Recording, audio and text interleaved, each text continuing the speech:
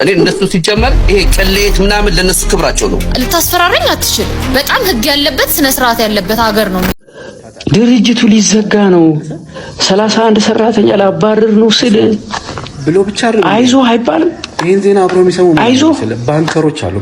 አንተ ለምሳሌ ሊያበድሩ የሚችሉ ለወደፊት ካንተ ጋር ሊሰሩ የሚችሉ ፓርትነሮችን ወይም የተለያየ የቢዝነስ አካላት ወይንም የተለያየ ስቶክ ሆልደርስ ወይንም የተለያየ ሰዎች ይሄን ነገር ይሰማሉ። በዚህ ሳምንት በሚዲያው ዘርፍ ብዙ አይነት ውዝግቦችን ተመልክተናል።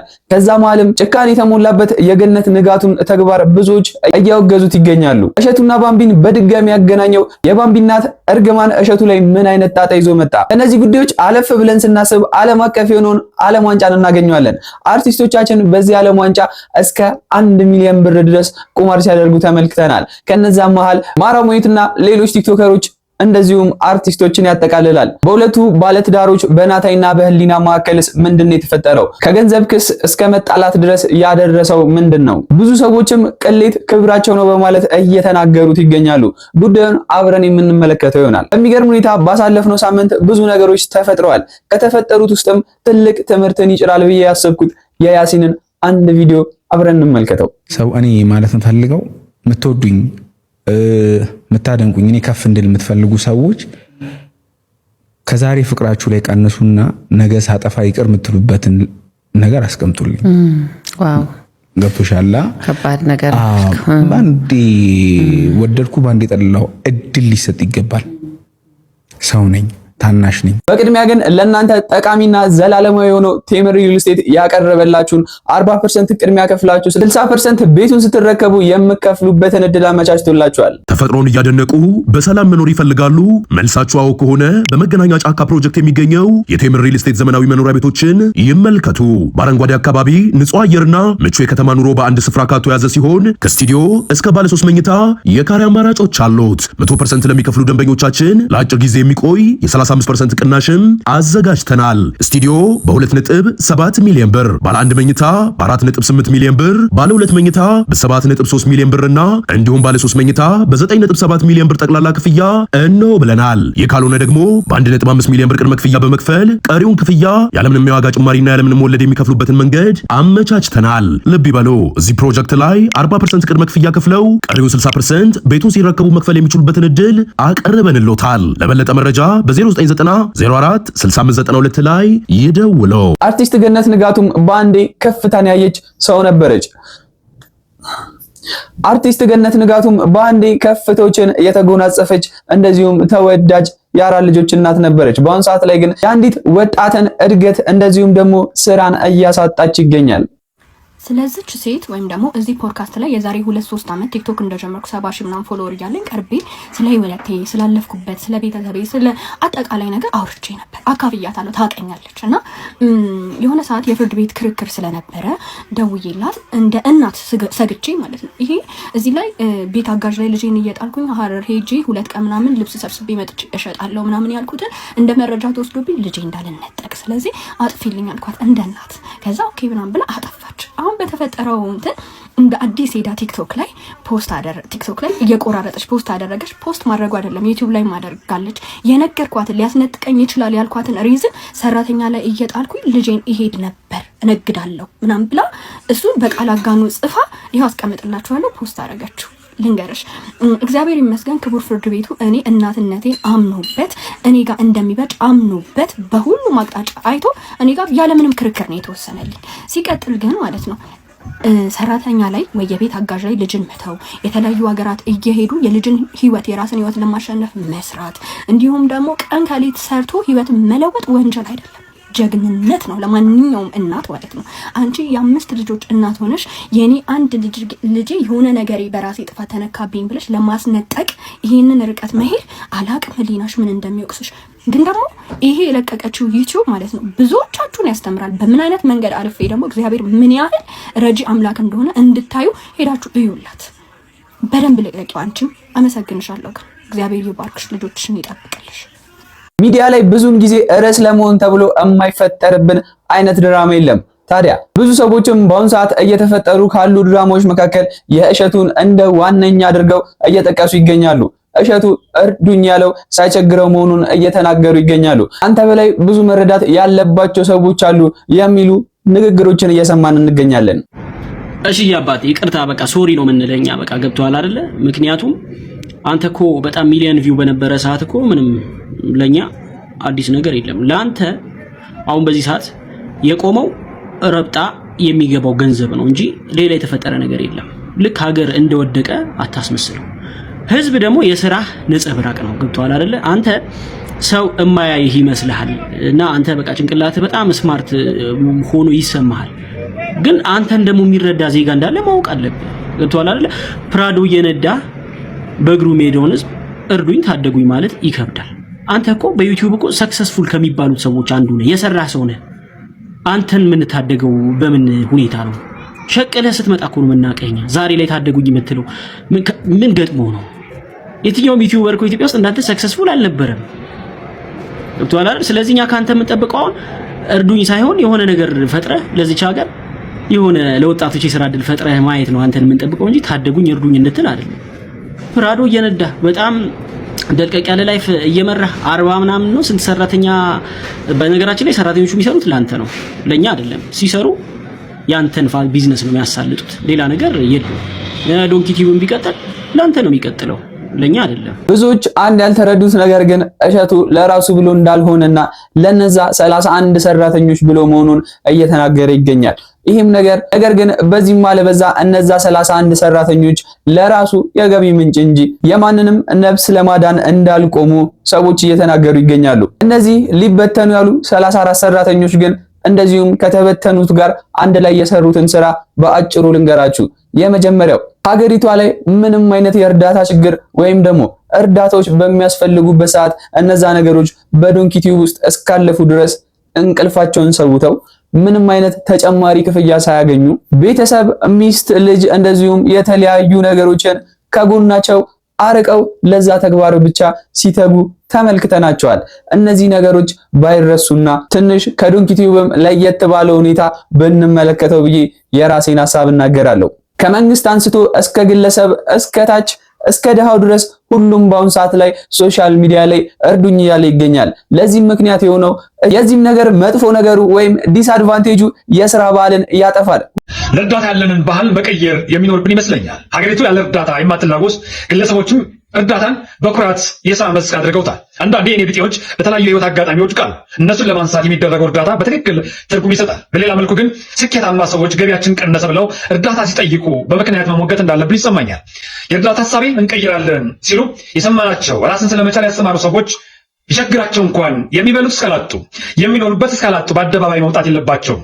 እውነት ለመናገር የእሸቱ የእርዳታ ጥያቄ ልባችን ነክቶን አይደለም። ለእርዳታ ያለንን ስሜት እንደ ነጭ ጋቢ በኩራት ስለተጎናጸፍ ነው እንጂ እርዳታ ወይም ድጋፍ መጠየቅ የለበትም ወደ ምልበት ምክንያት ልግባ። አንደኛ፣ ምናልባትም ከ99% የማያንሳው ኢትዮጵያዊ ህልሙ የራሱን ቤት የራሱን መኪና እንዲኖረው በሚመኝበት ሀገር እሸቱ የራሱ ቤት እና መኪና ያለው ሰው በመሆኑ እገዛ መጠየቅ የልመና ሱስ እንጂ ቸግሮት ነው ብዬ ስለማላም እገዛ እንደበላው እርዳታ መጠየቅ የለበትም። ሁለተኛ፣ እሸቱ ምንም ስራ ሳይሰራ እስካሁን በለቀቃቸው ቪዲዮዎች ብቻ በየጊዜው እየገባን በማየታችን ብቻ የዩቲዩብ ወራዊ ክፍያ የእሸቱን ቤተሰብ ሊያስተዳድር ስለሚችል ይህንን እንተውና በተወሰኑ ሰራተኞች እሸቱ ስራ መስራት ስለሚችል። ሶስተኛ፣ እሸቱ ስኬታማ ሆኖ ስለ ስኬት በተለያዩ መድረኮች አነቃቂ ንግግሮችን የሚናገር እና የጽናት ተምሳሌት የምንለው አይነት ስለሆነ አሁን ከስር ያለው ወድቅ ያለው ብሎ በመምጣቱ የእሸቱን ኤነርጂ ይዘው የሚሰሩ ወጣቶች መጨረሻቸው ከማሸነፍ ይልቅ መሸነፍ ተሸንፎ እጅ መስጠትን መማር ስለሌለባቸው በገዛና በልመና ካልሆነ ኪሳራውን እንዴት መቋቋም ይችላል የሚል ጥያቄ እናንሳና ወደ መፍትሄው እናመራለን። አንደኛ፣ የተከራያቸውን ቢሮዎች በመልቀቅ ከቻለ አንድ ትንሽ ቢሮ መከራየት፣ ካልቻለ ከገዛው አፓርታማ ቤት ውስጥ አንድ ክፍል ስቱዲዮ በማድረግ ስራውን መቀጠል፣ ሰራተኞቹን ቀንሶ ስራውን መስራት። እዚህ ላይ የሚነሳው እሱም እንደ ምክንያት ያነሳው የሰራተኞቹ መበተንና ስርዓት እንዳይኖር መስጋት ነው። ለዚህ መፍትሄ መስጠት ይቻል ነበር። መፍትሄው ሰራተኞቹ ሳይበተኑ የእሸቱ ድርጅት የተለያዩ ሙያ ያላቸው ሰራተኞችን በተለያየ የደሞዝ ደረጃ ለድርጅቶች የኮንትራት ስራ የሚሰሩ ሰራተኞች አሉን በማለት ዶንኪ ቲዩብ ወደ ቀድሞ አቅሙ እስከሚመለስ ስራ እንዲቀጠሩ ማድረግ ይቻላል። ለምን? የእሸቱ አቅም እና እውቅና እንኳን ይህንን ሌላ ስለሚያደርግ እሸቱም ሲያስተምራቸው የነበሩት የኤአይ ስልጠና እንደዚሁም የዩቲዩብ ስልጠናዎቹ ብዙ ተማሪዎች ሶሻል ሚዲያ ላይ በመውጣት ትምህርቱን በአግባቡ እንዳላስተማረና ለገንዘብ ብቻ ብሎ እነዛን ነገሮች እንዳቋቋሟቸው እየተናገሩ ይገኛሉ። ስለ ዩቲዩብ ተጨባጭ ነገር ሳይናገር ሞቲቬት ብቻ በማድረግ ነው ብዙዎቻችንን ሲሸኘን የነበረው በማለት ብዙዎች በእንደዚህ አይነት መልኩ ተናግረዋል። እኔ ዛሬ ስለ እሸቱ አንዳንድ ነገሮች ልንገራችሁ ማለት ነው። እሸቱ በጎ ስራዎችን ሊሰራ ይችላል። አዎ ይሰራል። ግን በዛው ልክ ማለት ነው በጣም ብልጥ ሰው ማለት ነው። ይሄን ሰዎች ተቸግረው የሆነ ነገር ትሬኒንግ ሊወስዱ እሱ ጋር ሲመጡ ፎከሱ ብር ላይ ስለሆነ ማለት ነው ብዙ ነገር ሳያተርፉ ኢንስፓይሬሽን የሆኑ ሰዎች ኢንስፓየር የሚያደርጉ ሰዎችን ጋብዞ ትክክለኛውን ነገር ሳይናገር የሚጠቀሙበትን ነገር ሳይናገር ብራቸው ወስዶ በትሬኒንግ ምንም ሳያገኙ የሚመለሱ ሰዎች ብዙ ሰው አጋጥሞኛል። አንደኛው እኔ ነኝ። ስለ ዩቲዩብ ስልጠና ሰጣለሁ ብለህ 10,000 ብር ትከፍላላችሁ ብለህ 5,000 ብር ከከፈልን በኋላ ሙሉ ትሬኒንግ ከሁለት ቀን ወይም ከሶስት ቀን ውጪ ማለት ነው ሙሉ ምንም የማይጨበጥ ኢንስፓይሬሽን በቃ ዝም ብሎ ማለት ነው የማናገኘው ነገር ነበር ስታወራኝ ነበር። ምንድነው ፎከስ ብር ላይ ስለሆነ የሰው ጥቅም ላይ ሰው እንዲያድግ ምናምን ብዙ ማለት ፎከስ የምታደርገው። ከዛ ባለፈ ግን እሸቱም መኪናውን ሽጦ እነዚህን ነገሮች ማስተካከልና ድጋሚ ወደ ጌሙ መመለስ እንደሚችል ማስታወስ ፈልጋለሁ። ብዙ ጊዜ ግን የእርዳታ ችግር ሲመጣ የሚንጫጫው የማይሰጠው ሰው ነው የሚባል ንግግር አለ። ታዲያ ድሃ አራት ማድረግ የሌለባቸው ነገሮች አብረን ተመልክተን እንመለስ። ድሃ በፍጹም ሊያደርጋቸው የማይገቡ 5 ነገሮች። አንደኛ፣ ምንም አይነት ጦርነት ቢነሳ የሚወድምብህ ንብረት፣ የምታጣው መሬት ወይም ቤት ስለሌለ በጦርነት አትሳተፍ። የቻልከውን ያህል ሸሽተህ ጦርነት የሌለበት አካባቢ ላይ ኑር። ኢትዮጵያም ኖርክ ኬንያ፣ ድሃ እስከሆንክ ድረስ መብትም ሀገርን የለህምና ራስ ላይ አተኩር። ንብረትና ሀገር ያላቸው እንዲዋጉ ተውላል። ሁለተኛ፣ በፍጹም ጆሮህንና ሐሳብህን በየትኛውም ወገን ለተሰለፈ ፖለቲከኛ አትስጥ። በአንተ ላይ ተንጠላጥሎ ከእርሱ መውላትና ነገ ስልጣን ሲይዝ ሊረጥን የሚፈልግ የዚህ ሀገር እከካም ፖለቲከኛ አይደለም ደምህን አይነ ምድርህንም ልትሰጠው አይገባ። ሶስተኛ፣ ለሃይማኖት ተቋማት መገንቢያ፣ ለሃይማኖት መምህራን ድጋፍ በሚል ሰበብ ካለኝ ላይ ብሰጥ ይባረክልኛል እያልክ ለፍተህ ያገኘኸውን ትንሽ ገንዘብ በፍጹም አትስጣቸው። ፈረጣቸው ካስጨነቀ የምታመልከው አምላክ ይስጥ እንጂ እኔ ከየት አመጣለሁ በላቸው። አራተኛ፣ ተቃውመህ የምትቀይረው መንግስት ደግፈህ የምታነግሰው ፖለቲከኛ የለምና ከድጋፍም ሆነ ከተቃውሞ ፖለቲካ በቻልከው አቅም ራቅ። ፖለቲካዊ ወሬዎች ሲነሱብህ መልስ ምን አገባኝ ብቻ መሆን አለበት። ወዳጅ፣ ፖለቲካ ለፖለቲከኛው መተዳደሪያው ነው። እስኪ አይኑራችሁ ውስጥ ያለውን ፖለቲከኛ አስቡ። ፖለቲካውን በቃ እንዲል ሌላ መተዳደሪያ ሙያ አለው? በፍጹም የለው። አምስተኛ፣ ገንዘብ ባይኖረኝ ጤና አለኝ ኢሪሪም አራራም እያልክ ድህነትህን አትቆራራበት። ድህነት ጥረ ግረ ያገኘው የልፋትህ ውጤት አስመስለ አትመጻደቅበት። ድሃ እስከሆንክ ድረስ የምታጣው ነገር የለምና ውሳኔዎችን ለመወሰን አትፍራ። ከዚህ በላይ ኪሳራ አይደርስብህም። ለመለወጥ አጋጣሚዎችን ሁሉ ተጠቀም። ባምቢም በሚያስቅ ሁኔታ እንደዚህ አይነት ቪዲዮን እንድንመለከት አደርጋናለች። ይህንን ንግግር ተመልክተን ነው እንመለስና ጉዳዩን አብረን እናየዋለን። እኔ ምንም ብዬ አልረገምኩትም። እናቴ ግን ቤተክርስቲያን ብስራተ ገብርኤል ሄዳ ለገብርኤል ቃል የገባችበት ነገር አለ። እኔ ምንም አላልኩትም ለገብርኤል። እናቴ ግን ያ ነገር ሲፈጠር መንገድ ላይ ነበረችና ቀጥታ ነው ብስራተ ገብርኤል ሄዳ በጣም በቃ አልቅሳ ጸልያበታለች። እዚህ ሰውዬ ላይ ጸልያበታለች። እኔ ያንተ ልጅ አይደለሁም፣ እኔ የኔ መልአክ አይደለህም ብላ ነው የጸለየችበት። ስለዚህ ግፉም ከሆነ እኔ አይደለሁም እናቴ ነች። እኔ ምንም እግዚአብሔር አንተ ፍረድ ብቻ በሱ ሰው ጉዳይ። የባምቢ እናት እንዳሉት ገብርኤል የኔ መልአክ አይደለህም እሸቱን የሆነ ነገር ካላደረከው ነው ዋና ኮንሰፕቱን ስንመለከተው። ታዲያ ገብርኤልም ሰምቶ እሸቱን መከራ ውስጥ ከተተው።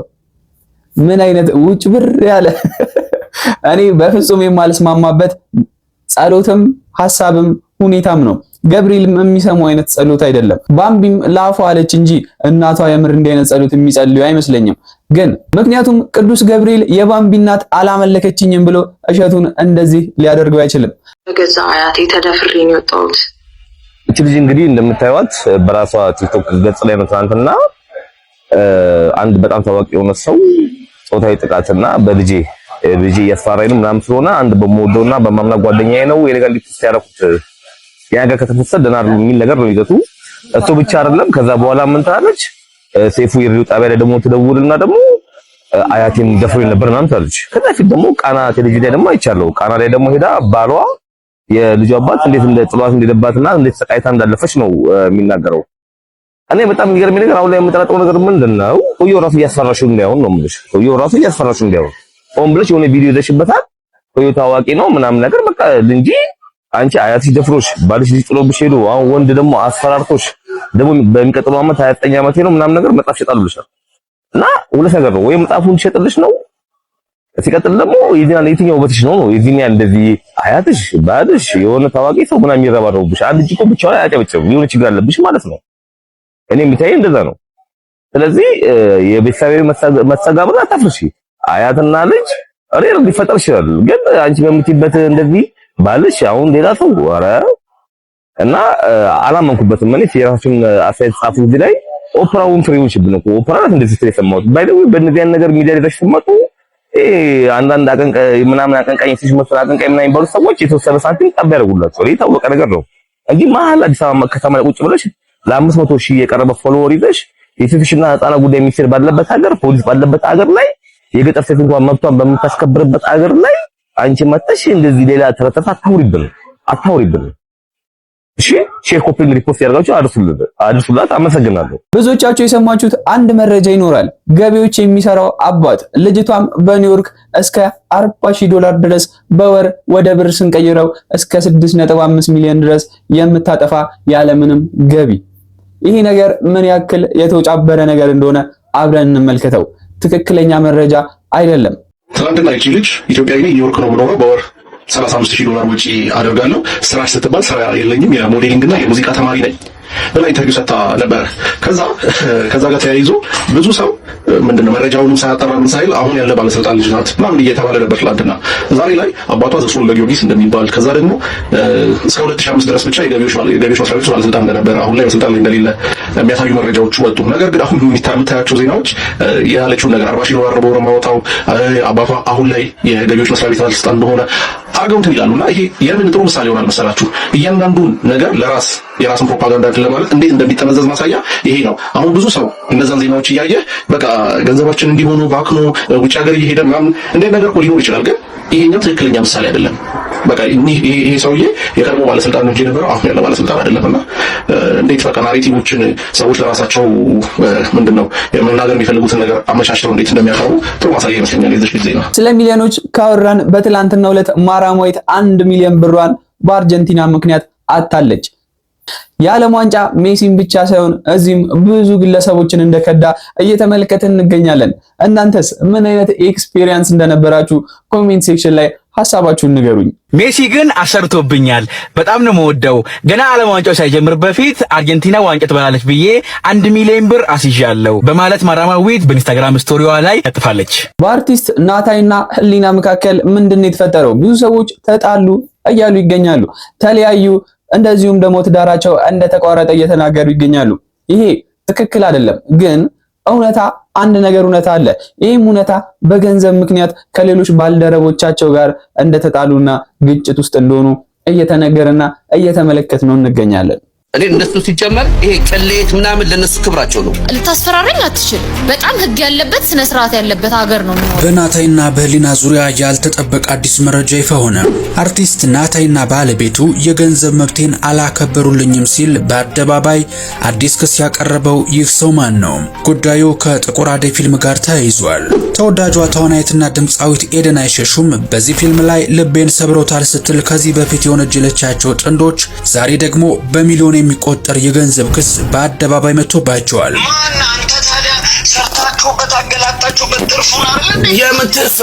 ይህንን ተከትሎ ጥንዶቹ የሰጡት ምላሽም እጅን በአፍ የሚያስጭን ሆኗል።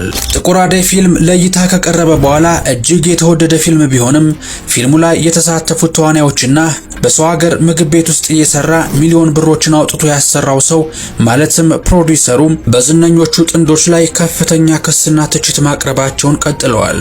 ከዚህ ቀደም አርቲስት ኤደን አይሸሹም በሰይፉ ሾው ላይ ቀርባ ይህንን ፊልም ሲያሰሩኝ የማልጠብቀው ነገር ገጥሞኛል፣ ኢሞሽናሊ ፋይናንሻሊ እና ፊዚካሊ ልቤን ሰብረውታል ስትል በይፋ መናገሯን ተከትሎ የፊልሙ ፕሮዲውሰር ነኝ ያለችው አርቲስት ህሊና ደረጀ ቀበል አድርጋ ገንዘቤን የበላ እንጂ ገንዘቡን የበላውበት የለም ስትል ቀጥተኛ ምላሽ መስጠቷ ይታወሳል። ይባስ ብሎ የነሱን ሱስና ስንት ነገር ችዬ የሰራሁት እኔ ነኝ ስትል ራሷን አሞጋግሳ አርቲስቶቹን በጅምላ መፈረጇ ከፍተኛ ተቃውሞን ያስነሳ ጉዳይ እንደነበር እኛም መዘገባችን ይታወሳል። ዛሬ ታዲያ ከወራት በኋላ በተመሳሳይ መልኩ እኔም ተበድያለሁ፣ በጥንዶቹ በሚሊዮን የሚቆጠር ገንዘቤን አጥቻለሁ የሚለው ይህ ሰው አቶ መሳፍንት የሺጥላ ይባላል። የፊልሙ ባለቤት እኔ ሆኜ ሳለ ጥንዶቹ ክደውኝ ባዶ እጄን ወጥቻለሁ ሲል ከባድ ክስ አቅርቧል። እስካሁን ድረስ የጥቁር አደይ ፊልም ዋና ፕሮዲውሰር እንደሆነች በሚዲያ በሰፊው ሲነገርላት የነበረችውም የተዋናይና ታይጌታቸው ባለቤት ህሊና ደረጀ ነበረችም። አሁን ላይ ግን በልዩ ሚዲያ በኩል በወጣው ሚስጥር እውነተኛና ትክክለኛው ፕሮዲውሰር አቶ መሳፍንት የሺጥላ መሆኑ ታውቋል። ታዲያ ለምን ፕሮዲውሰሩ እሷ ናት ተብሎ በሰይፉ ሾው ላይ ተነገረ? የዚህ ሰው ስምስ በፊልሙ ላይ ለምን አልተጠቀሰም ለሚለው ጥያቄ የፊልሙ እውነተኛና ዋና ፕሮዲውሰር እኔ ነኝ የሚለው አቶ መስፍን የሺጥላ እንደገለጸው ከዋናው ተዋናይና ታይጌታቸው ጋር በጣም የቀረበ ወዳጅነት እንደነበራቸውና ሁለቱ መጀመሪያ የተገናኙት በሌላ የዶክመንታሪ ፕሮጀክት ላይ እንደነበር የተናገረ ሲሆን በኋላም ቅርርባቸው አድጎ አብሮ ፊልም ለመስራት እስከ መስማማት እንደደረሰና ለዚህ ፊልም ብቻ ከማስመረቂያ ውጪ ከ1.5 ሚሊዮን ብር በላይ ማውጣቱን ተናግሯል። አቶ መስፍንም ጨምሮ ለፊልሙ የሚያስፈልጉ መሳሪያዎችን ሲያሟላ እንደነበር፣ ፊልሙ በኔትፍሊክስ እና በአማዞን ፕራይም እንዲታይ ታልሞ የተሰራ ስለነበር ከፍተኛ በጀት እንዳወጣበትና ለጥንዶቹ የቤት ክራይ እስከ መክፈል ደርሶ እንደነበርም ይናገራል። በዚህም ወዳጅነታቸው የተነሳ ይሄ ቀን ይመጣል ብሎ ስላላሰበ ምንም አይነት ውል እንዳልያዙ አቶ መሳፍንት ተናግረዋል። ብዙዎችም ተጣሉ ሚሊዮን ሐሳብ ያመጡት በድሮ ኢንተርቪው በተደረገችበት ንግግር ምክንያት ነበር። ከድሮ ፍቅረኛ ባለቤቴ ጋር በፍቅር በመከባበራውንም ድረስ አብረንን በማለት በተናገረችው ንግግር ብዙ ሰዎች ሌላ ተግባር ውስጥ እንደገባች አድርገው እየተናገሩ ይገኛሉ። ግን ይሄ ፈጽሞ ስህተት መሆኑን ተመልክተናል። ታዲያ እንደዚህ አይነት ጉዳዮች ለምን ይፈጠራሉ? ቺቲንግ በምን ምክንያት የሚመጣ ይመስልሻል? ቺት ምንድነው? ግልጽ አድርገኝ። እኔንም ግልጽ አድርጊ እንደምትለኛ ከትዳር ውጭ ሌላ ወንድ ጋር ኦር ሌላ ሴት ጋር ግንኙነት ማድረግ። ጥሩ ጥያቄ ጠየቀኝ። እንደውም ደስ የሚል ባሌ ደክሟል ለአልጋ አይሆነኝም ብለው የሚወስኑ ሴቶች አሉ። ሴት ሲኮረኩሯት እስከሳቀሽ ድረስ በዚህ ነገር አታረጅም ይባላል። ቅመ አያትም ራሱ ይሄ ነገር ሲወራ ብለው ስቀዋል ይባላል። እንደዚህ ይሄ ጉርምስና አሁን ቤት ቺት የሚደራረጉበትና ሰውየው ከደከመ ወደ ውጪ የሚመኙ ሴቶች አሉ። ሰውየውም ደግሞ ደክሞባቸው አብረው እኔ እኮ ሳገኘው እንደዚህ አልነበረም ብለው ደግሞ አብረው የሚቆዩ አሉ። ይሄ አሁን ቺት መወስለት ነው። አሁን ደግሞ በዚህ ዘመን ብሷል። እኔም ያጋጠመኝ ስላለ ነው መነግረና ሙሉ ለሙሉ ጆሮዋ ውስጥ ጉም ይገባል። አማርኛ የገባ አትሰማም። ለሁሉም ነገር እንግዳ ነች። ለመኪናው እንግዳ ነች፣ ለመጠራቱ እንግዳ ነች። ካፌ ስትሄድ አንቺ እንትናዬ ነው እና በቃ ሁሉም የወደዳት ነው የሚመስላት። በዛም መሳሳት አለ። እንደገና ደግሞ ቤት ውስጥም በሴክስ ካልተግባቡ ውጪ ፍለጋ ትሄዳለች። ግን እኔ እሱን አልደገፈውም። ውጪ ፍለጋ ከምትሄድ ማስተካከል ያለበትን ነገር ቁጭ ብለው ቢያወሩ ዘለቄታው እሱ ነው። አሁን ያዛ ልጅ ያጠመደችው እኮ ወይ በፍራንኳ ወይ የውሸት የዛለት ወደዳት ለስሜት ነው ያገኘችው። ይሄ ነው አይደለም መወስለቱ። ግን ስትመለስ የምትገባው ቤቷ ስለሆነ አይምሯ ጤነኛ አይሆንም። ሳጠራት ሁሉ አቤት እንደምትል ነው ነገር ድርጊቷ ነው። በተለይ ቢዝነስ ላይ ሰዎች ስትራቴጂክ ኮሚኒኬሽን ወይንም ማን ነው ስለኔ ሊመለከት የሚገባው ሊሰማ የሚገባው ማን ነው የሚለውን ለይተን ማወቅ አለብን። አንደኛው ስኬታችንን ነው። ስኬታችንን ለሁሉም ሰው መንገር አስፈላጊ እንዳልሆነ ከኛ ከእስልምና ሐዲስና እንዲሁም ደግሞ ከተለያዩ የቢዝነስ ፊሎሶፈሮች ማየት ይችላል። ስኬትን ስትናገር ሰዎች ሁሉ ነገር ያለህ መስሎ ጠላት ነው የምታፈራው፣ ወዳጅ ብቻ አታፈራም፣ ስጋት ነው የምታፈራው። በዛው መጠን ደግሞ ኪሳራም ስታሳውቅ ኪሳራ ስትናገር የሚገርም ነገር በሰዎች ዘንድ ይሄ ሪፑቴሽን ካፒታል ወይንም በሰዎች ዘንድ ያለህን ታማኝነት ዋጋ ታጣለህ። ከዚህ በኋላ እሸቱን መለሰ ለምሳሌ ሰው በቃ ደሃ ነው ከስሯል ብሎ ብቻ አይደለም የሚያይ። ይሄን ዜና አብሮ የሚሰሙ ማን አለው መሰለ? ባንከሮች አሉ፣ ባንኮች አሉ። አንተ ለምሳሌ ሊያበድሩ የሚችሉ ለወደፊት ካንተ ጋር ሊሰሩ የሚችሉ ፓርትነሮችን ወይም የተለያየ የቢዝነስ አካላት ወይንም የተለያየ ስቶክ ሆልደርስ ወይንም የተለያየ ሰዎች ይሄን ነገር ይሰማሉ። ሲሰሙ ከዚህ በኋላ አንተን በጥንቃቄና እጅግ ኮሽን በሆነ መንገድ ነው የሚከታተሉ። በቀላሉ ብድር አታ ከዚህ በፊት እሸቱ መለስ ሲባል ሰዎች ፓራዶ ምናምን ሊያበድሩ ይችላሉ ባንኮች ምናምን። አሁን ግን አያበድሩም። ይህን መናገር የለብህም፣ መናገርም አልነበረብህም። ትርፍህንም ኪሳራህንም መናገር አልነበረብህም። ሲጀመር ታስታውስ ከሆነ የዛሬ ዓመት ተኩል ወይ 2 ዓመት ይመስለኛል ስለ መኪናና ስለ ሀብት በጣም ሰርተህ ነበር። ይገባኛል። ዩቲዩብ እኔም ዩቲዩበር ስለነበርኩኝ ዩቲዩበር በልበል ተናገር፣ በቃ ሚስጥር የለም ድብቅ የለም፣ ሆድ ቀዳዳ ነው፣ የምትዘረግፋለህ፣ በቃ ትናገራለህ። ሰዎችን የመከርክ ሊሆን ይችላል፣ ሰዎችን የጠቀምክ መስሎ ሊሆን ይችላል፣ ግን ቬሪ ሮንግ ነው።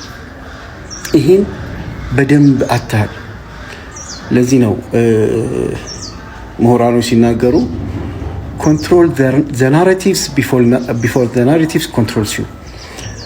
የሰዎችን አስተሳሰብ ቀድመህ ወይም የሰዎች የሚሉትን ነገር ቀድመህ ካልተቆጣጠርክ እነሱ የሚሉት ነገር ወይም የሚያስቡት ነገር አንተን ይቆጣጠሩሃል ማለት ነው። ስለዚህ አንተ ለሐሜተኛ ራስን አሳልፈህ ሰጠህ፣ ለዋልጌ ራስን አሳልፈህ ሰጠህ፣ ለማይጠቅማቸው ሰዎች አሳልፈህ ሰጠህ። ኪሳራ እኮ አይነገርም። ኪሳራ አስፈላጊ ከሆነ ለሚመለከታቸው የድርሻ አካላት፣ ለሚመለከታቸው ባንኮች፣ ለሚመለከታቸው እዳ አንተ ላለብህ ሰዎች ለነሱ እንዲህ ብለህ ነው ማስረዳት የሚጠበቅብህ እንጂ በፍጹም ተሳስተሃል። ደፈሩኝ ማለት ለሶስት ተጫወቱ ወንዶቹ እየገረፉኝ ሰውነት ሲንቀጠቀጥ ሲይዝ በሽቦኝ እየገረፉኝ ነው ተቃነ ራሴን እስከምስጥስ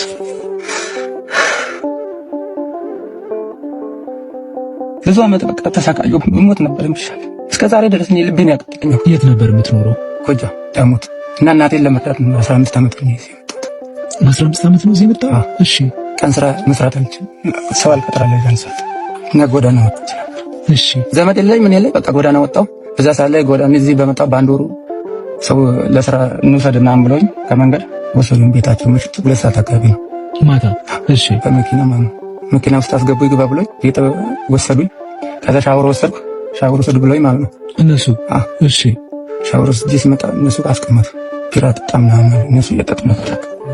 ከዛ አልጠጣም ምናምን ስላቸው እኛ የምንፈልገው እኛ እንድታዝና እና ቤተሰብ እንረዳለን፣ የምንፈልገው ገንዘብ ታገኛለህ ምናምን ብለው ከዛ በቃ ያዙኝ። እኔም ቢስላቸው ለምን ደፈሩኝ ማለት ነው። ለሶስት ተጫወቱ ወንዶቹ። ታለ ማውራት የኔባት ስንት ናቸው? 3 ለሶስት ደፈሩ። አንዱ እንግሊዘኛ ነበር የሚያወራው። ደፈሩኝ በቃ እኔ አልቻልኳቸውም። ታግዬ ምናምን እንደዚህ አስሮ እንደዚህ አስጎኝ በሰው ምናምን እየገረፉኝ እንደዚህ ሰውነት ሲንቀጠቀጥ ሲይዝ በሽቦኝ እየገረፉኝ ምናምን ተሰቀነ ራሴን እስከምስጥስ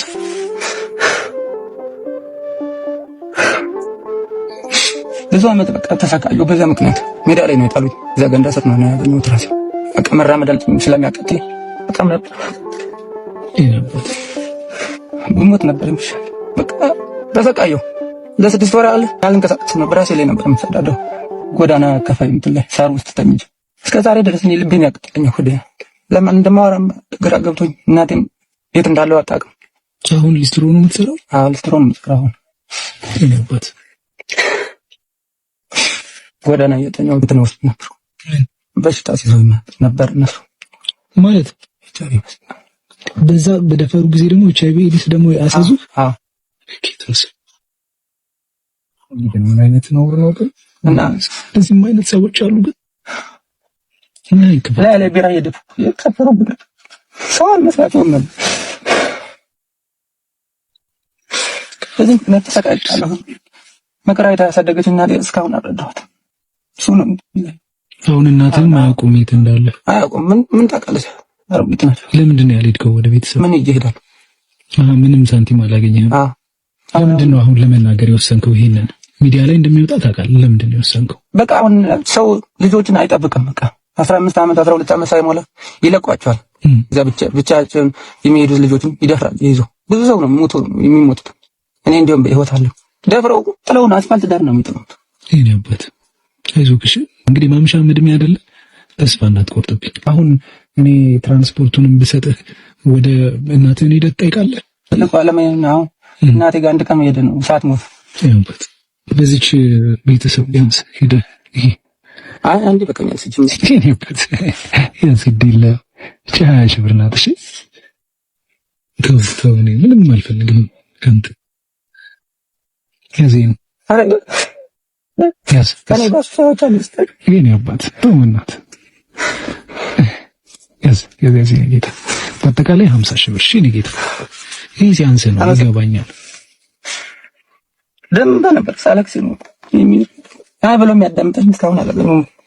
ስልክ ቁጥር አለኝ 024 55 36 51። እሺ አካውንትስ 1018 65 7 88 33። ስምህ ማን ነው? አልጋና። በቃ ሰዎች ደግሞ ይሄንን ያዩ ሰዎች እንግዲህ አይተው በእርግጠኝነት ያግዟል ብዬ ተስፋ አደርጋለሁ። በቃ አሁን በቃኛል፣ ሰው እንዲረዳኝ አሁን አልፈልግም። በቃ የኔ አባት በቂም አይደለም እናቴ በቂ ነው። እኔማ ሰርች ባላለው እየበላሁ አንተ ሰማኝ። አንተ ከእግዚአብሔር ቀጥሎ እግዚአብሔር ይስጥልኝ።